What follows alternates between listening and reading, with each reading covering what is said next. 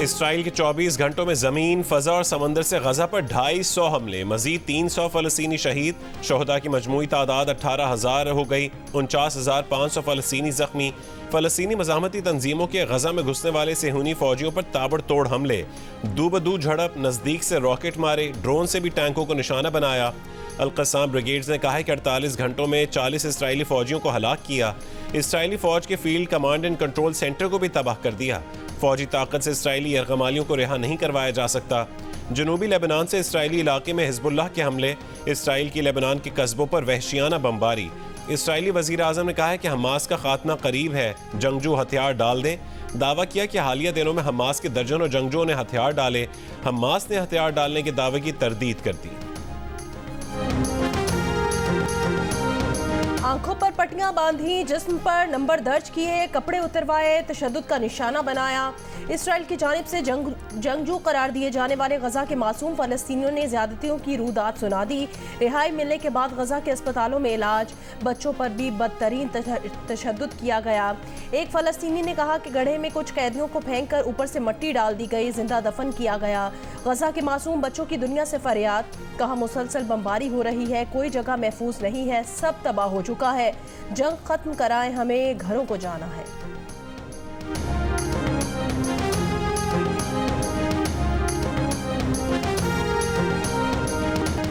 Israel फ़लस्तीनियों को गजा से मिस्र में धकेलने की साजिश कर रहा है, दूसरा नकबा करने पर उतर आया है।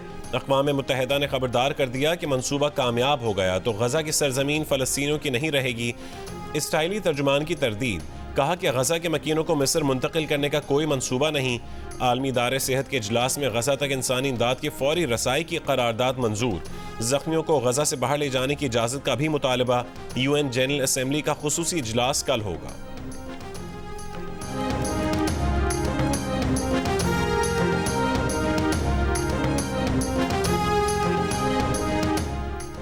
धुंध की शिद्दत के बायस M5 मुल्तान से घोटकी तक बंद, लाहौर से आलकोट मोटरवे, M4 फैसलाबाद से अब्दुल हकीम और M2 लाहौर से शेखुपुरा तक बंद कर दी गई। सिंध और पंजाब के मुतादिद इलाके धुंध की लपेट में। लाहौर में फ़ज़ाई आलूदगी के खात्मे के लिए शहर की सड़कों की सफाई, रात गए लक्ष्मी चौक, डेविस रोड, गवाल मंडी के अतराफ सड़कों की धुलाई की गई। दुनिया के आलूदा तरीन शहरों में लाहौर का आज 5वां नंबर, फ़ज़ा फिर भी इंतहाई मुज़र सेहत।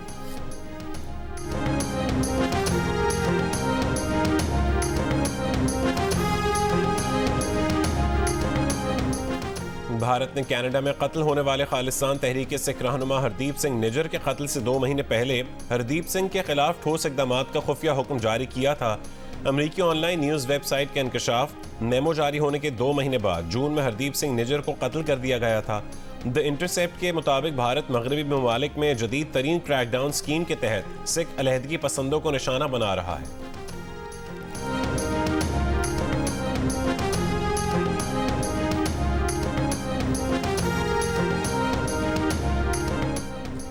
सिख रहनुमा गुरपतवंत सिंह बन्नू के कत्ल के मंसूबे की तहकीकात, FBI के सीनियर डायरेक्टर का तहकीकात के लिए भारत जाने पर सिखों का खैर मकदम। सान फ्रांसिस्को के गोल्डन ब्रिज पर सिखों की रैली, FBI के हक में नारे। गुरपतवंत सिंह ने कहा कि सान फ्रांसिस्को में खालिस्तान के लिए रेफरेंडम का आगाज 28 जनवरी से होगा। मोदी सरकार इस्तिस्ना के पीछे नहीं छुप सकेंगे। सिखों और मुसलमानों के खिलाफ जराइम पर मोदी पर मुकदमा चलाएंगे।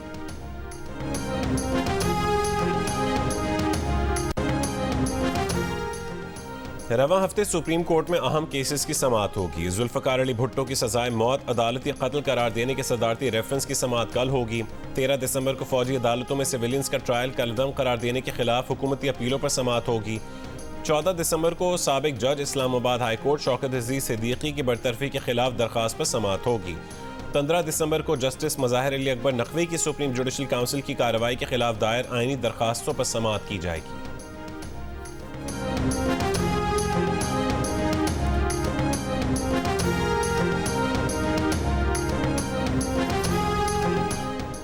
एक जेल से निकलने और दूसरा जेल से बचने के लिए इलेक्शन लड़ रहा है। बिलावल भुट्टो जरदारी ने सियासी मुखालिफिन पर तनकीद के तीर चला दिए। कोहाट में जलसे से खिताब करते हुए कहा कि बानी PTI और नवाज शरीफ ने 18वीं तरमीम पर अमल दरामद नहीं किया। इनके इंतखाबात लड़ने के ज़ाती मकासद हैं। इल्ज़ाम लगाया कि उन्हें कहा गया कि खैबर पख्तूनख्वा के वज़ीर आला का फैसला हो चुका है।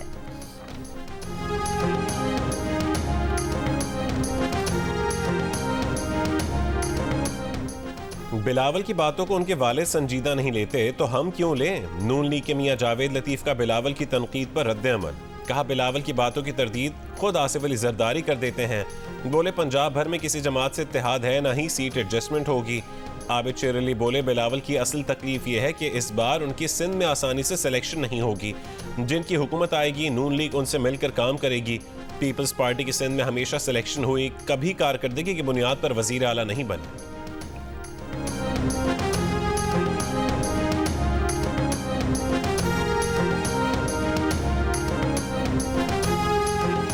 Army chief general Syed Asim Munir सरकारी दौरे पर अमरीका रवाना। ISPR के मुताबिक आर्मी चीफ अमरीका के आला फौजी अफसरान और दीगर सरकारी हुकाम से मुलाकातें करेंगे। जनरल आसिम मुनीर का बतौर आर्मी चीफ अमरीका का ये पहला दौरा है।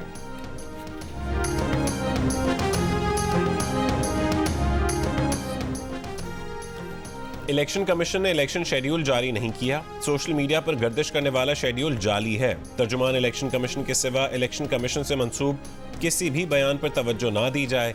तर्जुमान इलेक्शन कमीशन ने सोशल मीडिया पर ज़ेर गर्दिश शेड्यूल की तरदीद कर दी। तर्जुमान इलेक्शन कमीशन ने कहा है कि सोशल मीडिया पर ऐसे बयानात को इलेक्शन कमीशन का पॉलिसी बयान ना समझा जाए। इलेक्शन कमीशन में दायर दरख्वास्तों पर कोई मुशावरत नहीं की गई।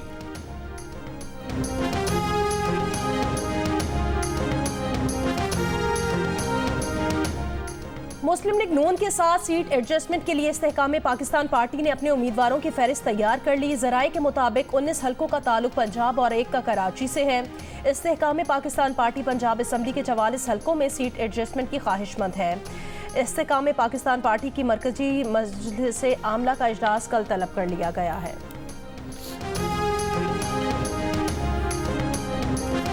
शुरू में जमातें ज्यादा हिस्सा लेने की कोशिश करती हैं, लेकिन जब बैठकर बात की जाती है तो मौजू उम्मीदवार देखकर फैसला किया जाता है। नशिस्तों का कोई कोटा नहीं होता। मुस्लिम लीग नून के सेक्रेटरी जनरल एहसन इकबाल की जियो न्यूज़ के प्रोग्राम नया पाकिस्तान में गुफ्तगू। कहा कि इन तमाम जमातों का पीछा पीपल्स पार्टी ने भी किया, लेकिन बात नहीं बनी, इसलिए पीपल्स पार्टी की नज़र में ये जमातें बुरी हो गई।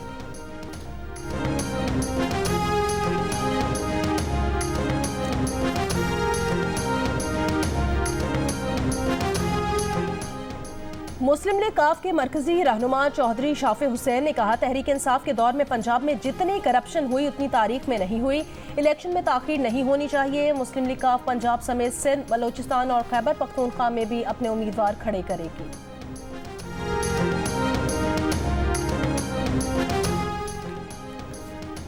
MQM राबता कमेटी का इजलास, नई हल्का बंदियों से मुतालिक तशवीश का इजहार। इंतखाबी मुहिम और सियासी जमातों से राबतों पर भी गौर। MQM पाकिस्तान के रहनुमा ख्वाजा इजहारुल हसन ने कहा है कि सिंध को खुशहाल करना है तो पीपल्स पार्टी से जान छुड़वाना होगी। पीपल्स पार्टी को नून लीग के साथ हमारे मुज़ाकरात पर तकलीफ हो रही है। जमात इस्लामी का नासिर हुसैन शाह से होने वाला मुआहदा खुफिया क्यों है? मरदमशुमारी के खिलाफ सिर्फ MQM ने आवाज़ उठाई। PTI ने मुल्क को 3.5 साल में तबाह किया।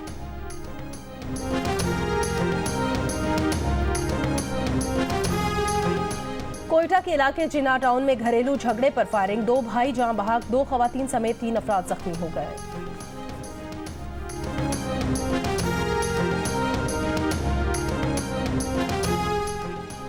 निगरान वजीर इत्तलात सिंध अहमद शाह का कहना है कि निगरान वजीर आला सिंध मकबूल बाकिर की हिदायत पर जजीरा मनोड़ा और प्लांट का टेस्ट किया गया। वजीर आला ने 4 दिनों में RO प्लांट को मुकम्मल करने की हिदायत की है। अगले हफ्ते मनोड़ा के मकीन RO प्लांट से पानी हासिल कर सकेंगे।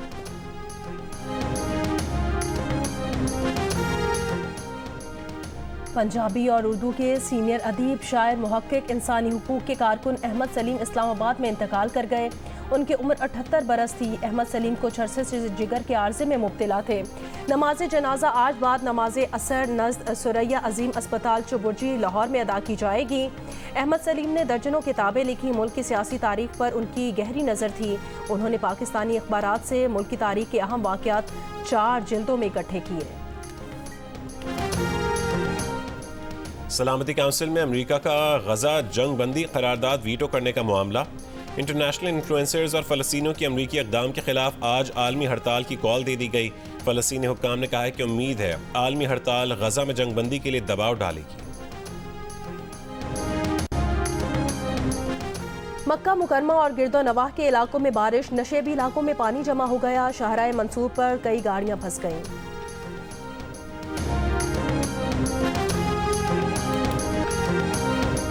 पाकिस्तानी अंडर 19 क्रिकेट टीम ने एशिया कप में भारत को शिकस्त दे दी। 259 रन का भारी हदफ अबूर करना बाएं हाथ का खेल बना दिया। सिर्फ 2 विकेटों के नुकसान पर हदफ पूरा कर लिया। पाकिस्तान की तरफ से बल्लेबाजी करने वाले चारों टॉप ऑर्डर बैटर बाएं हाथ से खेलते हैं। हदफ के ताक़ुब में अजान अवैस की नाकाबिल शिकस्त सेंचुरी, कप्तान साद बेग और शाहजेब खान की भी शानदार बैटिंग, दोनों ने निस्फ सेंचुरियां बनाई। तवील कामत मोहम्मद जीशान से भारतीय बल्लेबाज परेशान। जीशान ने 4 विकेटें ली। भारतीय टीम मुकर्रर ओवरों में 9 विकेट पर 259 रन बना सकी। हदफ के ताक़ुब में पाकिस्तान ने शानदार बैटिंग की और 3 ओवर्स पहले ही 2 विकेट के नुकसान पर हदफ हासिल कर लिया।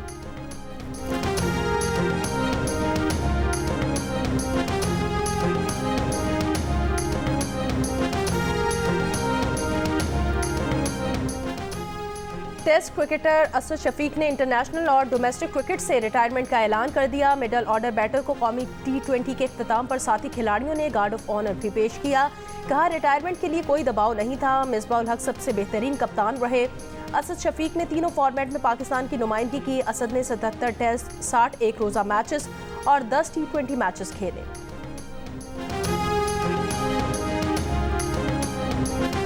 दुनिया भर में आज पहाड़ों का दिन मनाया जा रहा है। बरे सगीर पाको हिंद के पानियों का मंबा को हिमालय का सिलसिला है। शदीद मौसमियाती हालात की वजह से पानियों का मंबा शदीद मुतासिर हो रहा है। अगर पहाड़ों को बचाया ना जा सका तो मौसमियाती तब्दीलियों के असरात कई गुना ज़्यादा शिद्दत के साथ इंसानी आबादियों को मुतासिर कर सकते हैं।